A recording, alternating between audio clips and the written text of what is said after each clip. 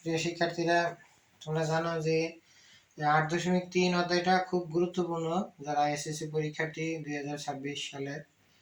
আর তাছাড়া এই অধ্যায়টা আসলেই অনেক গুরুত্বপূর্ণ, ইন্টারমিডিয়েটও এই অধ্যায় আছে। তো এখন এই অধ্যায়ের অঙ্ক করার কিছু টেকনিক আমি তোমাদের দেখাবো। টেকনিক হলো, যদি স্কয়ার থাকে, যদি কোনো ত্রিকোণমিতি অঙ্কের সাইন কস এই টাইপের অঙ্কের স্কয়ার থাকে, তখন অর্ধেকের আগে বিজোড় আনতে হবে। আর বিজোড় আনার জন্য একটা টেকনিক হলো, এটা আনা যাবে না কারণ এটা ক্ষুদ্রতম সংখ্যক পাই।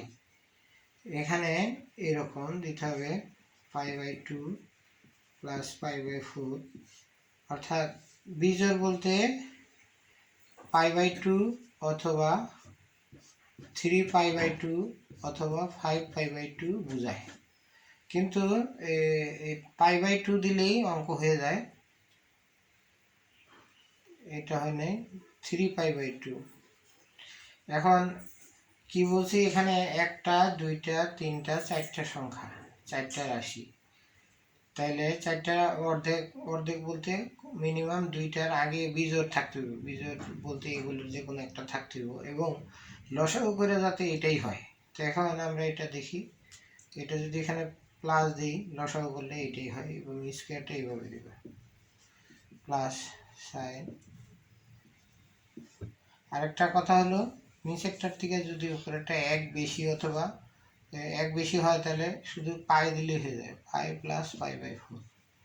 এই দিলাম, এই দিলাম, এই দিলাম সাইন। তাহলে কি হলো, π/2 প্লাস এখানে 3π/2 দিই প্লাস π/4। এটা লসাগু করলে এটা লসাগু করলেও এটা হবে, অর্থাৎ সাইন স্কয়ার π/4 প্লাস, তাহলে এটা যেহেতু বিজোড়, স্কয়ার থাকলে আমাদের চতুর্ভাগ গণার দরকার নাই, কারণ যদি অন্য ঘরে যায় মাইনাস হয়, মাইনাসের স্কয়ারগুলো প্লাসই হবে। কিন্তু বুঝতে হবে 90 ডিগ্রি বিজোড় কিনা, অর্থাৎ এখানে π/2 মানে 90 ডিগ্রি বিজোড়, এখানে এই জন্য এটা কস হয়ে যাবে। এটা সাইনই থাকবে কারণ 90 ডিগ্রি এখানে যোগ π/4, এটা কস হয়ে যাবে, কস স্কয়ার π/4, অর্থাৎ 2 bracket sine square π/4 plus cos square π/4, অর্থাৎ 2 গুণ 1, অর্থাৎ sine square theta plus cos square. এই দুইটা যেহেতু একরকম, এটাকে থিটা ব্যবহার করা যাবে। Sine square theta plus cos square theta এগুলো 1 সমান 2। অর্থাৎ এই অঙ্কটা এতটুকুই শেষ এবং এই অঙ্কগুলো প্রায় আসে।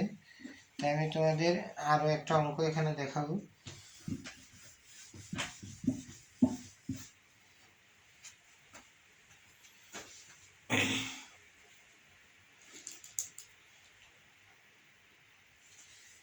cos স্কয়ার 3π/8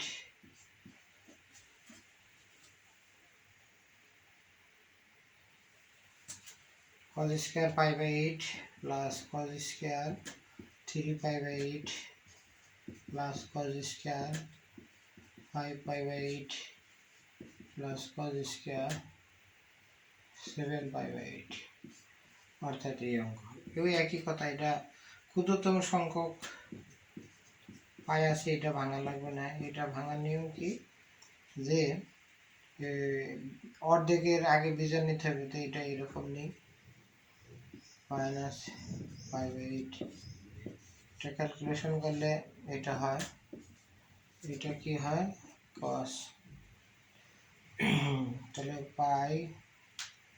π/2 প্লাস π/8, এটা লসাগু করলে এটা হয়, এটা কি হয় cos π মাইনাস π/8। একদম সহজ অঙ্ক। cos স্কয়ার π/8 সাইন স্কয়ার, যেহেতু এটা বিজোড় π/8, এটাও বিজোড়, তাহলে সাইন স্কয়ার π/8 প্লাস এটা কসই থাকবো, এটা যেহেতু ব্র্যাকেট এখানেও দিতে হবে, এখানে ব্র্যাকেটটা সুন্দর করে এইভাবে দিতে হবে। এটা যেহেতু জোর, এটা কসই থাকবে, কস স্কোয়ার পাই বাই 8। তাহলে এটাও এরকমই হবে, sine square pi by 8 plus cos square pi by 8, অর্থাৎ 2 গুণ 1 সমান 2।